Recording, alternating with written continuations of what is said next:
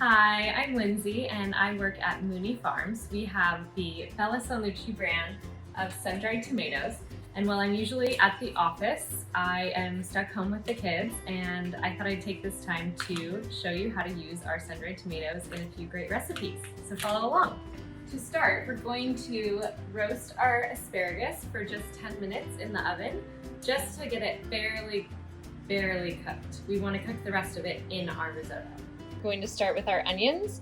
I added a little olive oil into the pan and one large onion. We're going to saute it until it's just translucent.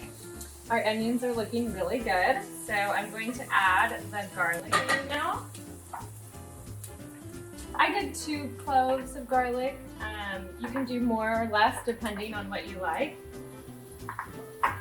I think about 2 for this recipe is just perfect. We're gonna let those go for about 1 minute just to get that fragrant smell. Now that our onion and garlic are perfectly cooked, we're going to take our arborio rice and add that to our pan. And you just want to stir until the rice is coated with olive oil and it becomes slightly translucent. Pan, I forgot one more ingredient. It's the best of all. We're gonna add some white wine, the first liquid to our dish. This is about 1/2 cup of white wine. I use Chardonnay, you can use anything dry. And we'll give that a minute to absorb into the rice. And once it does, we will start adding our chicken broth.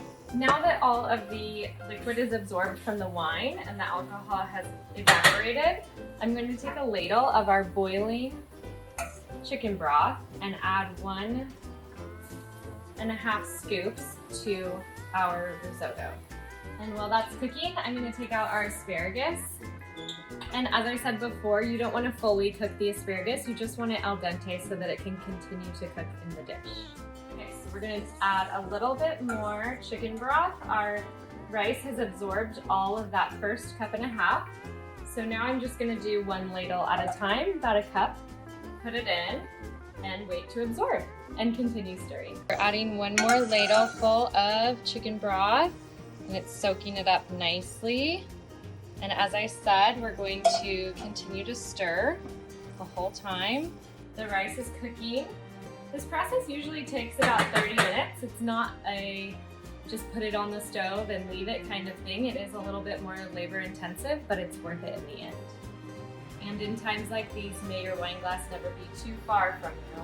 The risotto is looking very good. I'm very fortunate at the moment. My husband has my kids on a bike ride. But we have been doing a lot of, well, homeschooling, cooking, baking. We're sewing face masks for our local hospital. We really appreciate everyone who is on the front lines of this, and we salute you. Let's get our last cup of chicken broth into our risotto. There we go, and this is going to be so good. Okay, I just turned off our risotto. I am going to now add about 1/2 cup, a little more because these are desperate times, Parmesan cheese. I'm gonna let that melt into our risotto. And then I'm going to add our star of the dish, our Bella Salucci sun-dried tomatoes. These have Italian herbs in them, so you're getting that extra kick in your recipe. Now our last piece is our asparagus that we roasted slightly, and it's going to continue to cook in the rice just for a few more minutes.